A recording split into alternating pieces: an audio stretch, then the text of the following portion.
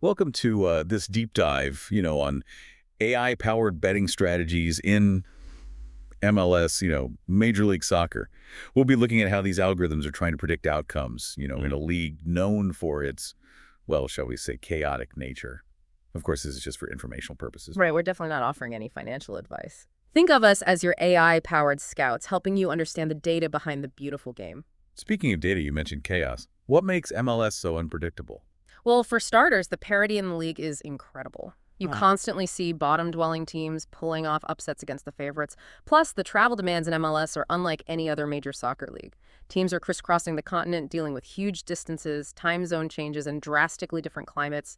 It can take a real toll, especially early in the season. And let's not forget about that infamous MLS home field advantage. Absolutely. It's a real phenomenon. Yeah. The atmosphere in MLS stadiums is electric, and the passionate fan bases definitely give their home teams an edge. All of these factors make MLS a fascinating but challenging league to predict. Which is where the AI comes in, right? It can process all of these variables and spit out probabilities. We've got sources on 3 different models, Poisson, Elo, and Bayesian. Can you give us a quick rundown of how they work? Of course, each model has its strengths. Poisson, for instance, is all about goals. It analyzes past scoring data to figure out how many goals each team is likely to score in a given match. This gives us those expected goals, or XG figures you might have seen floating around. It's a way to measure the quality of scoring chances, not just the final score. So a team with a high XG probably created a lot of good scoring opportunities, even if they didn't all end up in the back of the net. Precisely. Then we have the ELO model, which is a bit simpler. It ranks teams based on their overall strength using past results to calculate a rating. It's like a power ranking system, constantly updating as teams win or lose. Okay, so Poisson is focused on goals. Elo is about overall team strength. What about Bayesian? That one sounds a bit more complex. It is a bit more nuanced. Bayesian models are all about updating predictions as new information comes in. Think of it like this. The model starts with a prior belief about the outcome, but then it adjusts that belief as it gathers more data like player injuries, recent form, or even something like the weather forecast. Interesting. So it's constantly learning and refining its predictions. It's like having a supercomputer scout that's always on the lookout for any advantage. For this deep dive, we're going to apply these models to 2 specific matches happening on March 8th, 2025. First up, Seattle Sounders hosting LAFC. I'm already getting hyped for this one. You and me both. It's always a clash of styles when these two meet. But you might want to temper your expectations a bit. The AI is actually pointing towards a potential upset in this one. Hold on, an upset. Seattle's at home, right? I figured they'd be the favorites. They are the home team, but remember what we said about MLS parity. The AI gives Seattle a 47.52% chance of winning, which is surprisingly high considering the circumstances. I see what you mean. 47% might not seem like a lot, but for a home underdog, that's pretty significant. What's driving that prediction? Is LAFC struggling this season? LAFC are actually having a decent season so far, so that's not the main factor. The AI seems to be picking up on something else. Our sources don't mention LAFC exact win probability, but the probability of a draw sits at 23.48%, leaving a lot of room for speculation. Okay, so it's not just a straight-up prediction of a Seattle win, but it's suggesting they have a better chance than you might initially think. What's the Poisson model saying about the potential scoreline? It's predicting a relatively low-scoring affair. Seattle is projected to score around 2 to 3 goals with an XG of 2.51.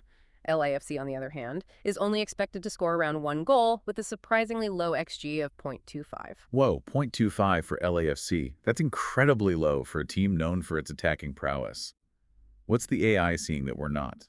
I'm glad you asked. This is where those contextual factors, especially the weather, come into play.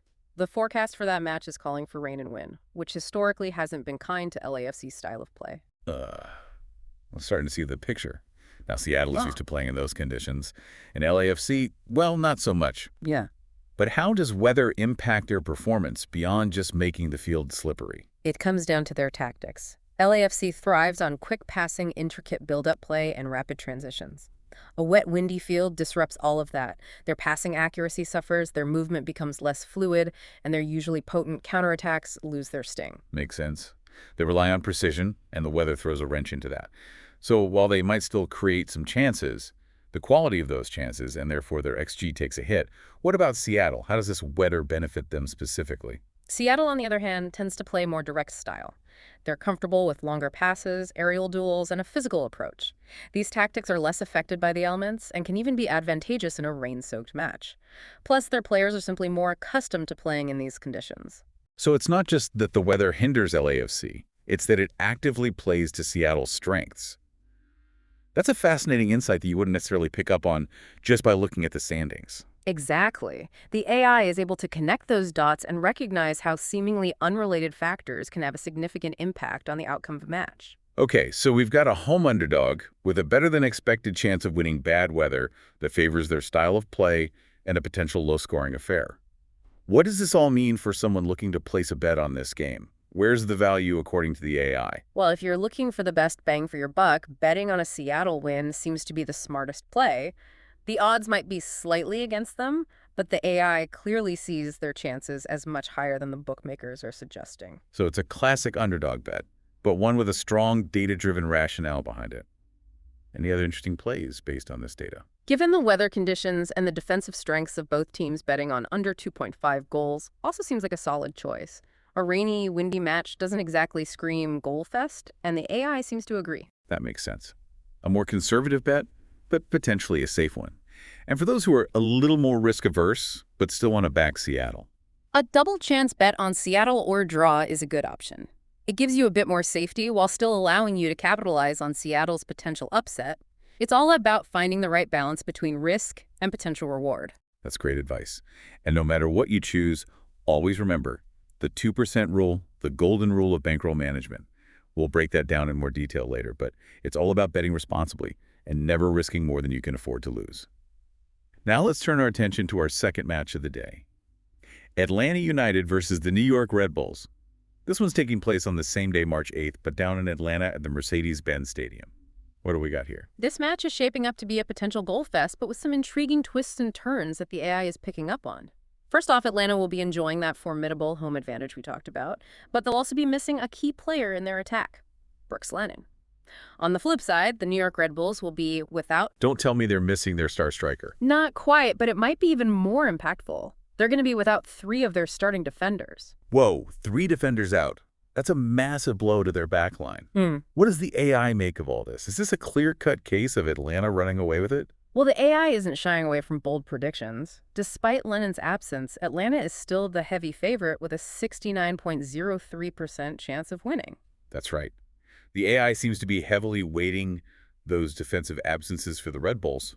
Their probability of winning sits at a paltry 14.57%, while a draw comes in at 16.4%. Yeah. Wow, those are some lopsided numbers. I guess even with a strong attack, it's tough to win when you're missing half your back line. What does the Poisson model say about the potential goal scoring in this one? Get ready for some fireworks. The Poisson model is projecting a high-scoring match with Atlanta once again projected to score between 2 and 3 goals with an XG of 2.51. Wait a minute, that's the same XG as Seattle, isn't it? Interesting that the model has them both at the same scoring output, despite the contrasting circumstance. It is. It seems like both Seattle and Atlanta are in favorable positions to capitalize on their opponent's weaknesses. But here's where it gets intriguing. Despite their defensive woes, the Red Bulls are still projected to score around 1 goal with an XG of 1.07. So even with a depleted defense, they've still got some offensive bite. This is shaping up to be an exciting match for the neutral fan. I'm sensing a potential both teams to score. Bet in the making. What do you think? You're reading my mind. This is a classic example of why we shouldn't just focus on who's going to win. There are some really interesting possibilities beyond those simple win-lose-draw bets. Before we dive into those specific betting strategies, let's analyze why the AI is so bullish on Atlanta and what those missing defenders really mean for the Red Bulls. Atlanta's attack is known for its speed, creativity, and ruthlessness. They love to press high-force turnovers and then exploit the space behind the defense. With 3 of their starting defenders out, the Red Bulls are going to be extremely vulnerable to this kind of relentless pressure. And it's not just who they're missing, it's where they're playing. Atlanta's home crowd is one of the most passionate in the league. That atmosphere is sure to give them an extra boost. You're absolutely right. That said, let's not completely write off the Red Bulls. They still have a decent attack, and their high-pressing system can cause problems for any team, even a strong one like Atlanta. Even with their depleted defense, there's a good chance they can snag a goal or 2. I admire their fighting spirit. I have a feeling they're going to come out swinging, even if the odds are stacked against them. So before we get too carried away, let's bring it back down to earth and talk about responsible betting. We briefly mentioned the 2% rule earlier. Can you explain what that is and why it's so important? Absolutely. The 2% rule is a simple but crucial principle for managing your bankroll, which is essentially the money you've set aside for betting. The rule states that you should never bet more than 2% of your total bankroll on any single bet. So if you have a bankroll of $1,000, you shouldn't bet more than $20 on any given match, no matter how confident you feel. Precisely. It might seem overly cautious, but trust me, it's a lifesaver in the long run. There are no sure things in sports betting, and even the best bettors in the world experience losing streaks.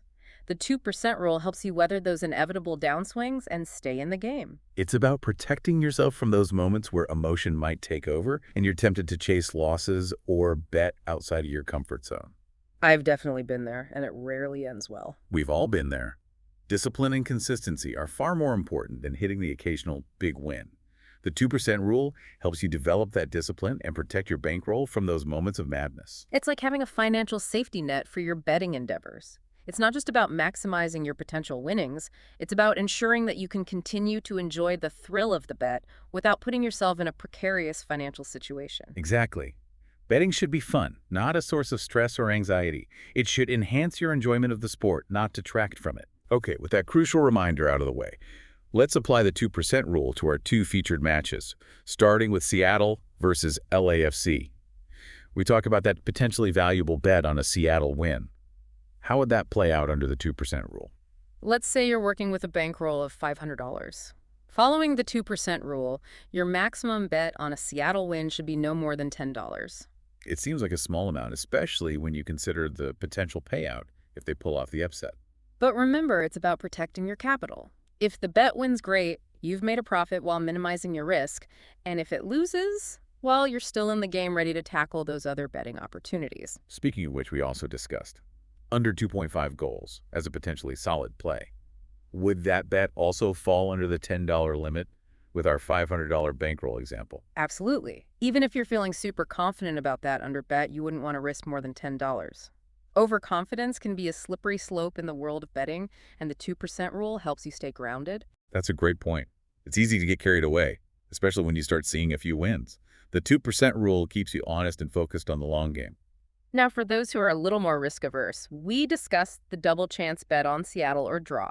This one gives you a bit more wiggle room as you win, if either Seattle wins or the match ends in a draw. So it's a safer option, but I imagine the potential payout is lower since you're covering two outcomes. That's right. The odds for a double chance bet are usually lower, meaning your potential return will be smaller. But it provides that added margin of safety, which can be valuable in a match that's as unpredictable as Seattle versus LAFC. Ultimately, it comes down to your personal risk tolerance and betting style. Okay, let's switch gears to Atlanta versus the New York Red Bulls, the match that's shaping up to be a potential goal fest. This is where things get interesting from a betting perspective because we have a clear favorite in Atlanta, but also the possibility of plenty of goals. The AI seems to be quite confident in an Atlanta win, and if you're a believer in following the data, a straight bet on them might be tempting. But remember, even with a high probability of winning, responsible bankroll management is still paramount. So sticking with our hypothetical $500 bankroll, a maximum bet of $10 on an Atlanta win would be the way to go. Precisely. The 2% rule applies regardless of the odds or the perceived strength of the bet. Now, for those who like to spice things up a bit, we discussed over 2.5 goals as a very strong play in this matchup. It makes sense, considering the attacking firepower of both teams and the defensive vulnerabilities of the Red Bulls. What are your thoughts on that bet? Over 2.5 goals definitely seems like a strong play. The Red Bulls might be missing key defenders, but their attack can still cause problems, and Atlanta is likely to exploit those defensive weaknesses. You're spot on. And for those who are feeling a bit more adventurous, there's always the both teams to score option. It's inherently riskier, but with a higher potential reward if both teams find the back of the net. I love the both teams to score bet. Sure. It adds an extra layer of excitement to the match, even if your team ends up losing. It certainly does, and let's not forget about the possibility of combining bets, creating what's known as a parlay. For example, you could combine an Atlanta win with both teams to score for a potentially bigger payout. Parlays are definitely tempting, but they're also riskier, right? All parts of the bet have to hit for you to win. That's right. You're essentially multiplying the risk, but also the potential reward. That's why it's crucial to approach parlays with caution and never include too many bets in one parlay. And of course, the 2% rule still applies to your total stake. So to recap, we've got Atlanta, the heavy favorites, a potential goal fest on our hands, and a variety of betting options to explore, all while keeping that 2% rule in mind. Before we wrap up this deep dive, I want to step back and reflect on the bigger picture. What have we learned about AI-powered betting in MLS? One of the biggest takeaways for me is the sheer power of data and AI. These models can process a vast amount of information considering variables that would be impossible for a human to analyze simultaneously. It's like having a team of super scouts working around the clock, crunching numbers and identifying patterns that the average fan might miss. Exactly. They can factor in everything from travel distance and weather conditions to historical performance data and even player injuries. It's remarkable how much information they can process and synthesize. It makes you wonder, are we heading towards a future where AI dictates all of our betting decisions? That's a fascinating question. While AI is becoming increasingly sophisticated, I don't think it will ever completely replace human intuition and knowledge. The beauty of sports lies in its unpredictability, those moments of brilliance and surprise that defy even the most advanced algorithms. I agree. There's always an element of chance, the human factor, that can't be fully quantified. It's what keeps sports so captivating, Yeah. that sense that anything can happen on any given day. AI can definitely enhance our understanding of the game and provide valuable insights, but it can never completely capture the human element, the passion, the grit, the tactical decisions made in the heat of the moment. So it's a tool, a powerful tool, but not a magic crystal ball. Exactly. We should view AI as a guide, a way to inform our decisions but not dictate them entirely. Ultimately, it comes down to finding the right balance between data-driven insights and our own understanding of the game. Well said. And as AI technology continues to evolve, we can expect even more sophisticated models to emerge, models that can account for an even wider range of variables and potentially provide even more accurate predictions. That's an exciting prospect. But as we've emphasized throughout this deep dive, responsible gambling should always be the top priority. It's about enjoying the sport, making informed decisions, and never betting more than you can afford to lose. Couldn't have said it better myself. Betting should enhance your enjoyment of the beautiful game, not create financial stress or hardship. So as you watch those MLS matches unfold, armed with the insights we've shared today, remember to bet smart, stay disciplined, and above all, have fun. Thanks for joining us on this deep dive into the world of AI-powered betting in Major League Soccer. We'll see you next time for another fascinating exploration of the world around us.